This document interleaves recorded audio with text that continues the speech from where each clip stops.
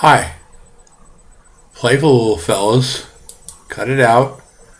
Okay, now we can begin. Today's topic is loyalty, and it is a complex one. I think most have differing views of what loyalty actually is. I have mine, and I'm going to share them with you. But this is, of course, one person's view, as are the contents of all my video topics.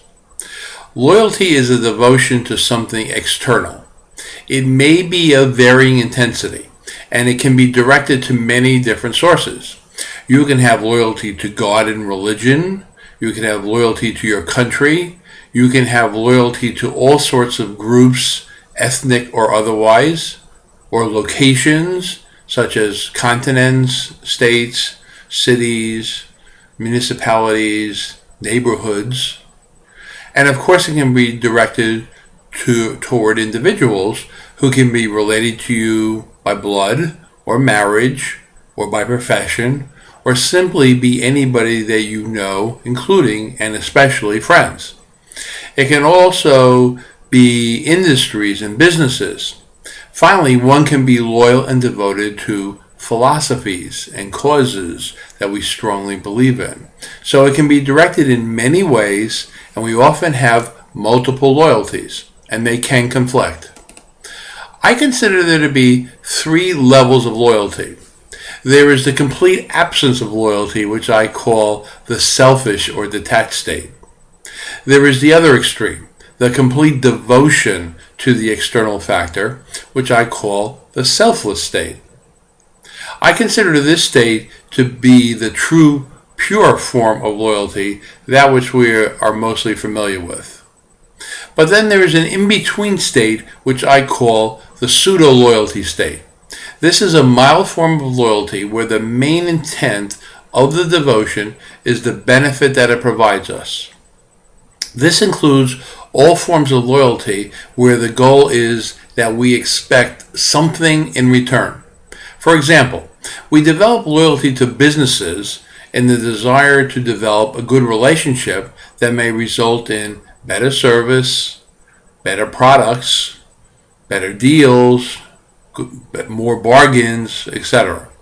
Nothing wrong with this, but when you expect to be compensated for your loyalty, I consider it less pure and certainly not selfless.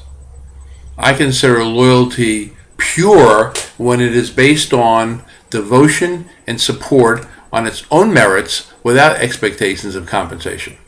To repeat, loyalty based mainly on a return or benefit to you isn't necessarily a bad thing.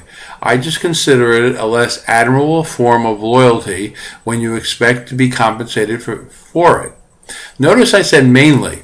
That is because we can be devoutly loyal to something or somebody and incidentally receive benefits and it still be true loyalty.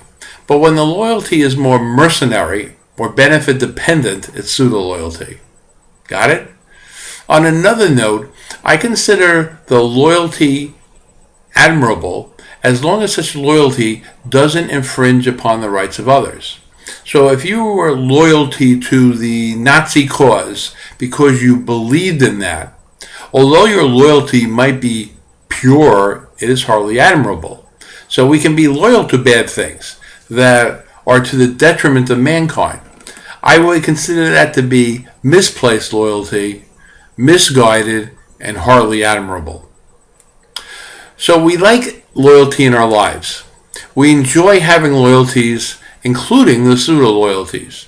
We are especially gratified when loyalty is directed toward us. It might be by our country, or our city, or our employer. Loyalty can be a two-way street.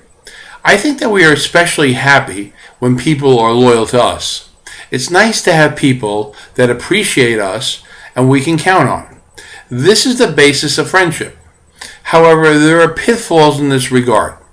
Fact is that sometimes we might overestimate the loyalty of someone to us. We can mistake pseudo-loyalty for true loyalty, and sometimes we can learn our mistake the hard way. Sometimes we make this mistake because we are blind. Other times we make the mistake because people will deceive us with expressions of loyalty and affection that mask the real motive, that is to get specific things out of the relationship, besides a pure friendship. In time, we usually learn when we have fostered this misconception, and it can hurt. All we can do is either accept that person for what they are and what your relationship is, some form of pseudo-loyalty, or you can choose to move on. This mistake can happen in other forms of loyalty as well. Countries, other locations, groups, and employers all will at times exhibit a lack of loyalty to their relationships. And so in general, we must keep our eyes open to this. It is not my intention to be cynical here. I merely offer these thoughts to spare you a lot of pain when we have what we think are positive and pure loyalties. That is a good thing when we have them. But sometimes things are not what we think they are. Therefore, we should be careful about assumptions of loyalty. Thank you very much for your time. Have a good day.